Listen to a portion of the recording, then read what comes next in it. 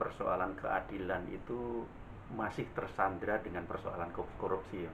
Iya, di situ ya. Dan akhir-akhir ini sebelum ini pemerintahan Pak Jokowi selesai ini, lah apa, hukum ini terutama korupsi ini adalah menjadi senjata oleh Pak Jokowi untuk menyandera lawan-lawannya. Iya. Inilah yang akan parah. Tapi mudah-mudahan seperti beberapa waktu yang lalu saya mengatakan bahwa Pak Prabowo ini adalah mantan tentara, jiwa korsanya ada. Nah, kemungkinan ketika beliau nanti dilantik menjadi presiden, beliau akan mengembalikan citra negara kita. Dalam konteks hukum, berlaku adil berarti berpihak pada kebenaran. Namun perlu diperhatikan, adil bukan berarti sama rata, sama rasa. Adil adalah proporsional, meletakkan sesuatu pada tempatnya atau sesuai dengan kebutuhan. Keadilan yang seharusnya adalah keadilan. Betapapun tajamnya pedang keadilan, ia tidak akan memenggal kepala orang yang tidak bersalah. Lembaga peradilan adalah satu lembaga terakhir untuk masyarakat luas bisa memperoleh keadilan. Namun sejauh mana keadilan itu bisa diperoleh baik bagi korban maupun tersangka. Jadi adil itu sejauh mana dari sisi korban maupun dari sisi pelaku kejahatan itu sendiri.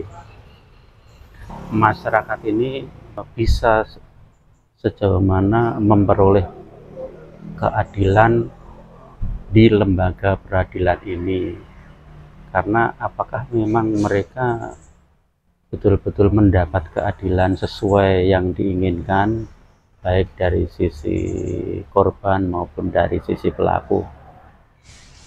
Kalau melihat proses peradilan sendiri, di situ ada yang namanya jaksa, kemudian hakim, kemudian penasihat hukum atau pembela, atau dulu kita kenal namanya pokrol. Dari masing-masing sisi itu coba kita cermati.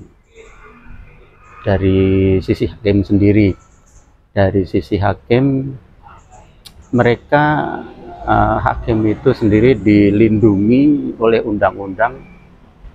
Apapun keputusan yang dikeluarkan, dia hakim memiliki hak prerogatif atau hak mutlak untuk memutuskan perkara yang ada. Putusan hakim itu dilindungi oleh undang-undang. Itu dari sisi hakim. Kemudian dari sisi jaksa, adalah di proses persidangan, jaksa adalah mengungkapkan fakta-fakta yang ada, yang dari penyidik, kemudian di proses di persidangan mengungkapkan fakta-fakta yang ada, terutama dari sisi korban. Apa yang dilakukan oleh pelaku kejahatan ini,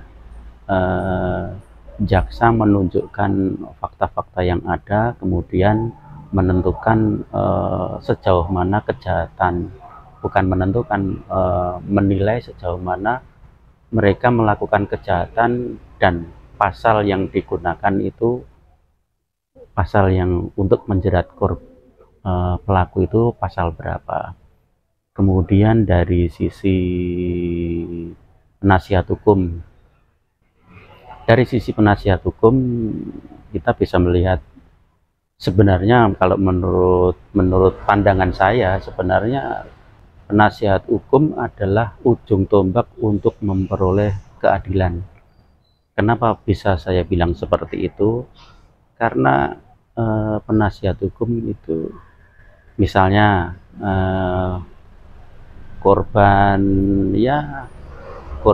penganiayaan lah, misalnya si A dipukuli sampai dipukuli dengan tangan kosong, misalnya sampai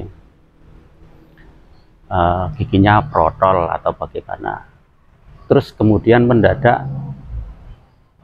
orang yang dianiaya itu meninggal. Nah, ini dari sisi fakta memang korban dianiaya, dipukuli, kemudian meninggal. Tapi sejauh mana pelaku penganiayaan ini bisa menyebabkan korban meninggal? Ini penasihat hukum harus lebih bisa membuktikan bahwa dipukuli dengan tangan kosong. Mungkin setelah divisum ternyata meninggalnya bukan karena dianiaya, tapi meninggalnya karena mungkin serangan jantung ataupun penyebab yang lain. Jadi di sini faktanya memang dianiaya meninggal, tapi meninggalnya itu bisa karena penyebab lain. Jadi bukti visum itu diperlukan sekalinya. Kenapa saya bilang penasihat itu ujung tombak dalam memperoleh peradilan, dalam arti adil bagi korban maupun adil bagi pelaku kejahatan. Sementara saya melihat di peradilan ini satu bukti ada sudah cukup itu melakukan kejahatan. Padahal bukti visum itu sangat penting sekali untuk menentukan bahwa penyebab dia meninggal itu apa. Jadi dari sisi penasihat hukum, makanya saya bilang sebagai ujung tombak memperoleh peradilan.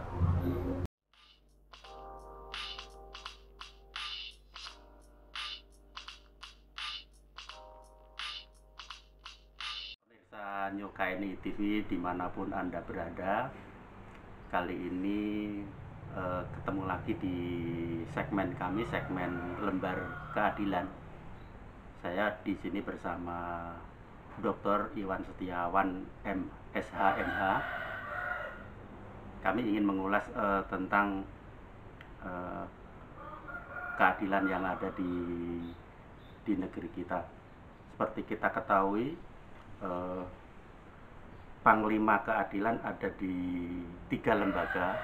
Satu adalah hakim, kemudian jaksa, kemudian satu lagi penasihat hukum ataupun pengacara. Kali ini saya ingin mengulas bersama sosok pengacara, yaitu Bang Iwan Setiawan. Ini bagaimana ulasan Bang Iwan tentang keadilan yang ada saat ini.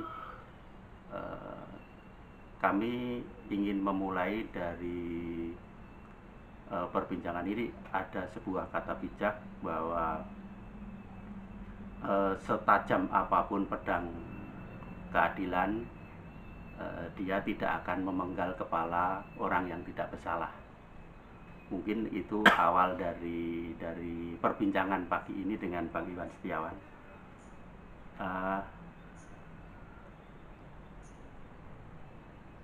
Menurut Bang Iwan, gimana keadilan yang ada di negeri ini, kemudian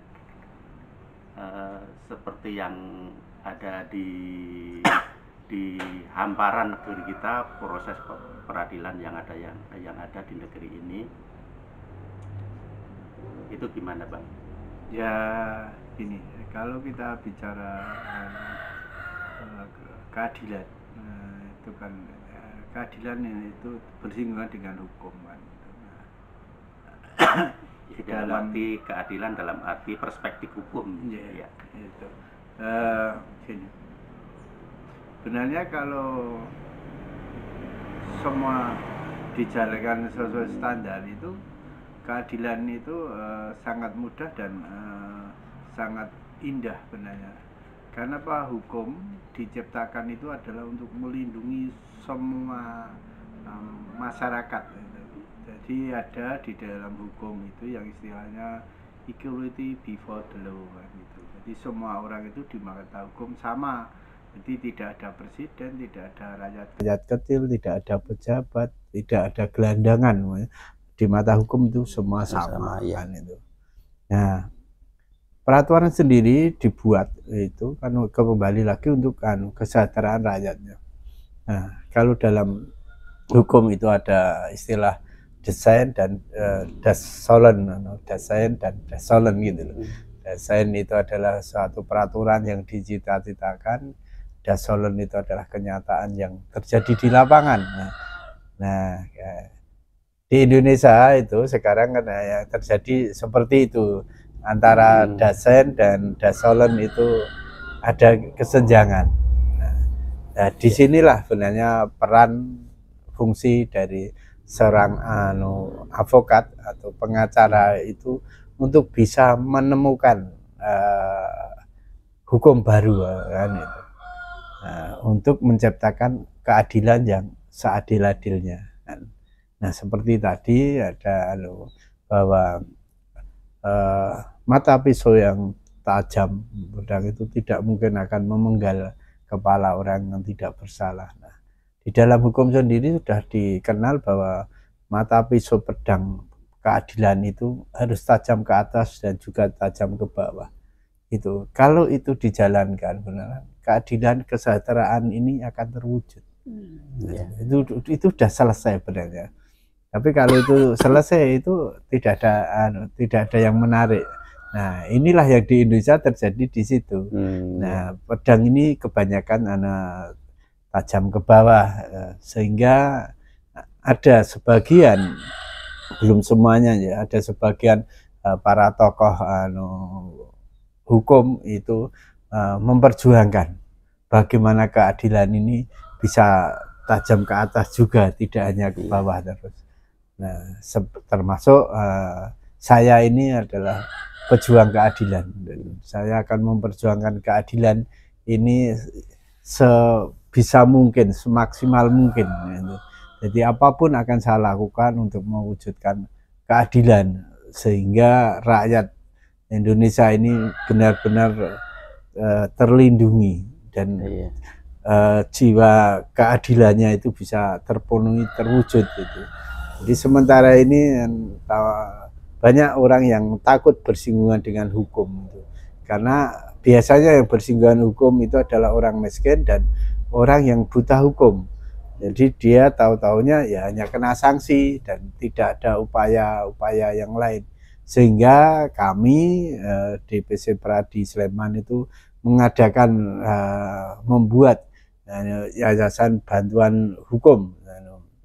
Itu ada kita melakukan pro bono untuk memberikan bantuan hukum cuma-cuma kepada pencari keadilan, untuk kita memberikan perlindungan hukum, memberikan keadilan yang seadil-adilnya, yang memang pantas mereka terima itu loh.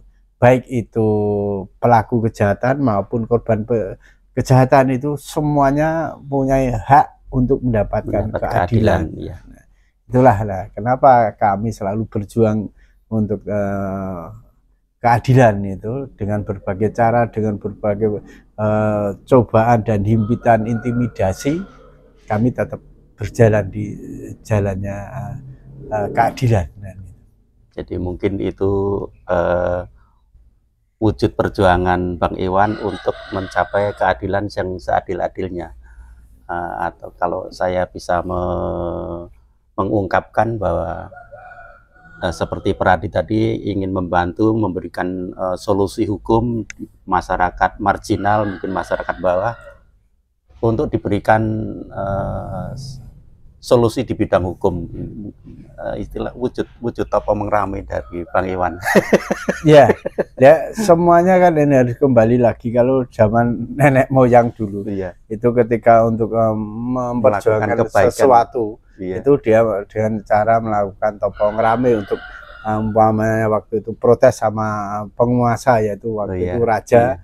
Nah, itu melakukan itu. Nah, sekarang karena ini zaman modern, kami dalam melakukan penegakan keadilan ini kami upayakan dengan istilah kalau dulu topo ngerame, kami sekarang membuat lembaga bantuan hukum ya, itu untuk memberikan perlindungan hukum kepada pencari kerja yang rata-rata adalah dari kelas bawah, kalau dikatakan dari grassroots. Itu kami lakukan, itu kami perjuangkan, dan ya karena itu adalah benar-benar kita tidak memungut biaya, bahkan kadang kami nomboi untuk ngurus itu gitu, karena memang kami mau mewujudkan tentang keadilan bagi rakyat jelata itu ya. Boleh dikatakan itulah wujud dari Topong Rame kami untuk mewujudkan keadilan yang adil sesuai porsinya di negara kita ya sekarang ini, Bang. Terus ini Bang, kalau ada sebagian masyarakat yang memandang bahwa keadilan itu saat ini masih milik penguasa ataupun masih milik orang-orang yang mempunyai uang, sementara kalau bisa saya bilang kebenaran keadilan itu tidak akan tercapai selama pemegang pelaksana keadilan itu masih belum berpihak pada etika dan moral. Jadi keadilan yang dilaksanakan akan memunculkan keadilan yang timpang, dalam arti berat sebelah. Mungkin karena faktor-faktor itu, jadi pelaksana keadilan itu tidak menggunakan etika dan moral, dan dalam arti tanda petik ya, etika dan moral, mereka akan memunculkan pelaksanaan keadilan itu timpang, jadi berat sebelah. Mungkin faktor penguasa ataupun faktor orang-orang yang sedang memiliki uang. Mungkin pandangan Bang Iman sendiri sebagai selalu membela sebagai mungkin sebagai pengacara mungkin Bang. Ya gini, seperti tadi di awal saya katakan bahwa di dalam hukum itu ada istilahnya dasen dan dasolen. Dasen itu tentang aturan-aturan, yang itu norma aturan yang baik kan gitu. Dasolen itu tentang kenyataannya. Nah, di Indonesia ini sebenarnya dasolennya sudah bagus untuk mencapai itu, tapi dasennya bagus, dasolennya yang tidak bagus. Nah, kalau dari pengamatan saya selama ini, itu faktor yang membuat kenyataan fakta hukum ini tidak sesuai dengan cita-cita hukum itu adalah terletak di pelaksana. Ya, kalau putusan itu terletak di hakim, di hakim. Nah, kenapa hakim? Nah, ini yang yang perlu kita garis bawahi, bahwa ada istilah kan gini, palu keadilan itu, palu hakim itu, kalau di tangan hakim yang baik, itu dia akan menghasilkan putusan yang baik, putusan yang adil, putusan yang bermanfaat bagi semuanya, kan itu. Tapi ketika palu ini di tangannya hakim yang tidak baik, nah, akhirnya putusan itu menjadi timpang. Nah, jadi mungkin bisa berat sebelah kan itu, sesuai katakan sekarang yang agak itu adalah by order. Nah, inilah yang menjadi permasalahan. Sebenarnya sangat sederhana sebenarnya seperti itu. Nah, ketika itu makanya beberapa waktu yang lalu itu kami pernah membuat diskusi bahwa untuk mengatasi permasalahan-permasalahan seperti ini itu harus kita kembalikan ke stakeholder. Waktu itu yang kami amati adalah para pemuka agama, gitu. Kenapa? Pendidikan moral dan akhlak ini berawal dari para pemuka agama. Nah, ketika pemuka agama ini bisa memberikan doktrin tentang moral dan akhlak yang baik untuk semua orang, termasuk di situ penegak hukum, salah satu mungkin hakim.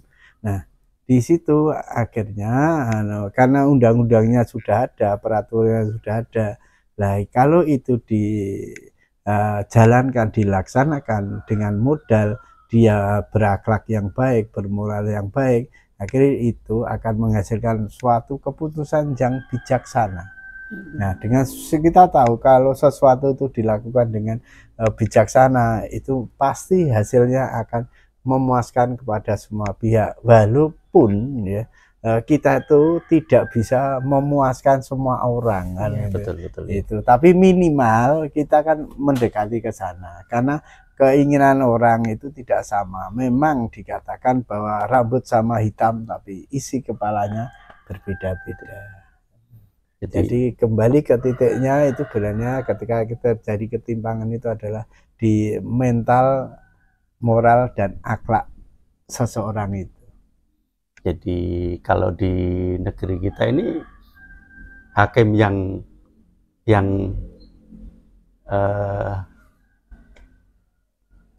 agak mengabaikan moral dan itu masih ada ya. Masih Itu banyak. Karena apa? Mereka bersikap seperti itu karena apa itu, Bang? Pertama itu terus terang kalau problem di negara kita itu adalah tentang gaji atau upah.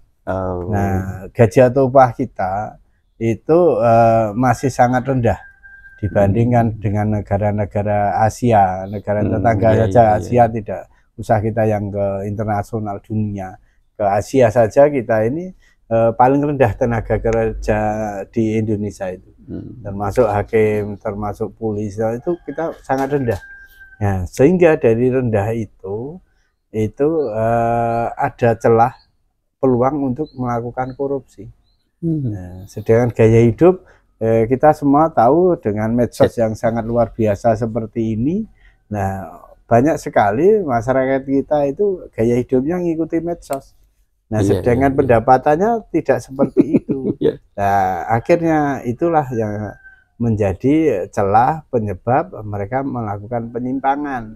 Nah, kami beberapa waktu yang lalu saya itu dengan teman-teman itu sudah pernah menganalisa, berdiskusi apakah ini memang disengaja oleh negara untuk menciptakan itu. Karena kalau di tempat kita itu sudah sangat familiar ya, oh kita buat peraturan itu untuk kita langgar. Nah, ini kan sangat lucu. Peraturan itu untuk dilaksanakan kalau nggak dilanggar atau diakali ya. Nah, Indonesia ini peraturan itu dilanggar dan diakali. Nah, inilah yang berulang kali ketika saya ikut seminar tentang pemberantasan korupsi, saya selalu mengungkapkan, udahlah kalau enak korupsi itu tidak peraturannya, undang-undangnya tidak dibikin banci seperti sekarang ini, tapi kita bikin tegas. Nah, itu dengan cara apa?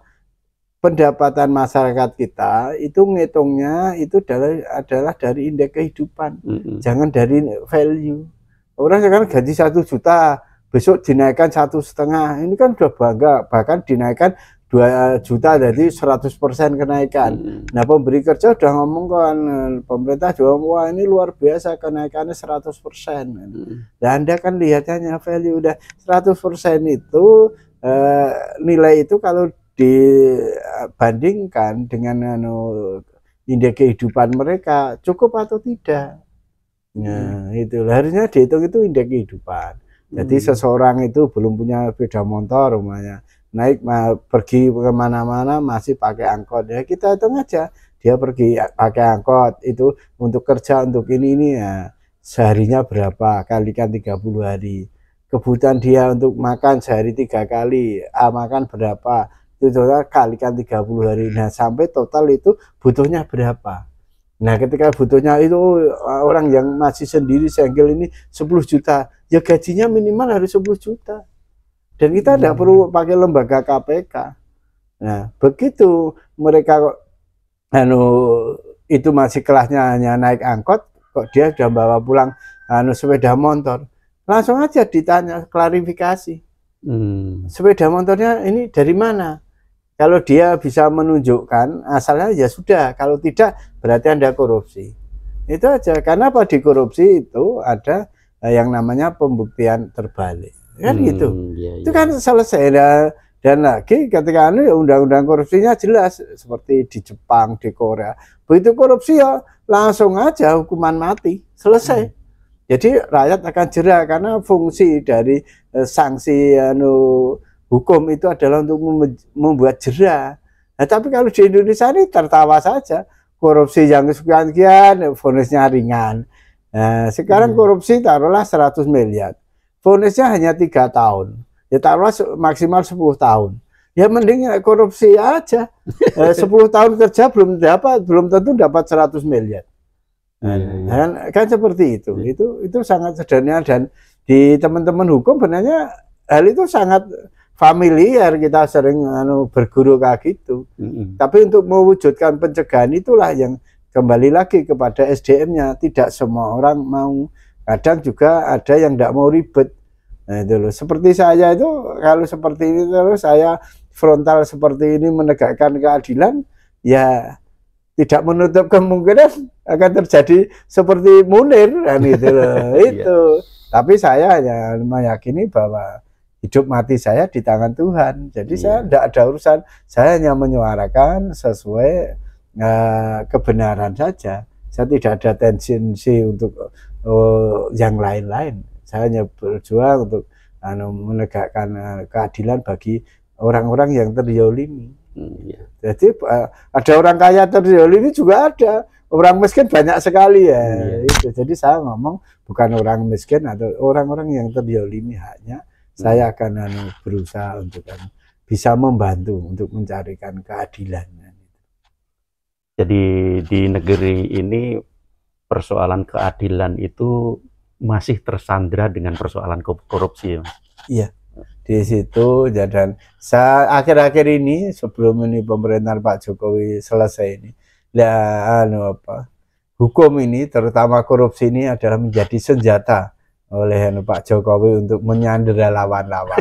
Inilah yang akan parah. Tapi mudah-mudahan seperti beberapa waktu yang lalu saya mengatakan bahwa Pak Prabowo ini adalah mantan tentara, jiwa korsanya ada. Nah, kemungkinan ketika beliau nanti dilantik menjadi presiden, beliau akan mengembalikan citra negara kita ini. Karena saat ini negara kita di mata dunia sangat terpuruk dengan demokrasi kita ini sangat-sangat jelek kan itu.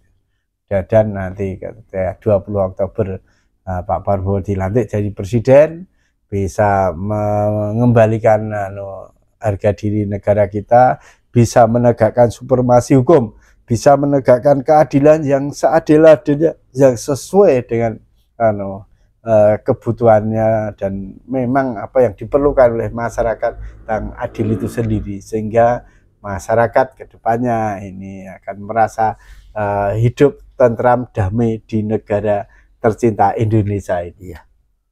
Terima kasih Bang Iwan.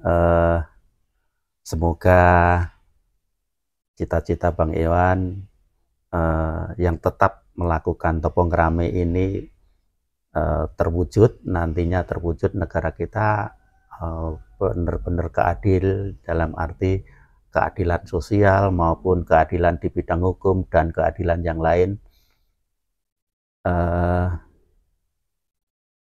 Semua masyarakat pendukung cita-cita Bang Iwan ini tentunya untuk negara Indonesia semakin makmur, kemudian keadilan merata, baik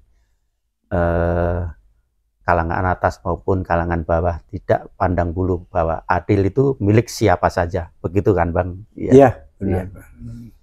Terima kasih. Atau ada tambahan lagi Bang? Ya. Marilah kita bersama-sama untuk mewujudkan keadilan, karena keadilan ini adalah hak asasi manusia. Jadi haknya semua sama untuk orang itu mendapatkan keadilan. Walaupun dalam kenyataan kadang ada riak-riak kecil, itu adalah sebagai seni ya. Tapi keadilan yang hakiki itu harus kita tegakkan, dan keadilan ini jangan dinodai oleh kepentingan-kepentingan pribadi maupun golongan, sehingga menjadi carut-marutnya hukum di Indonesia ini, sehingga rakyat ini merasa terancam, tidak lagi nyaman tinggal di negara tercinta kita Indonesia ini. Terima kasih atas pemirsa semua telah menyimak di segmen Lembar Keadilan ini bersama Bang Iwan Setiawan. Terima kasih, ketemu lagi di materi yang lain.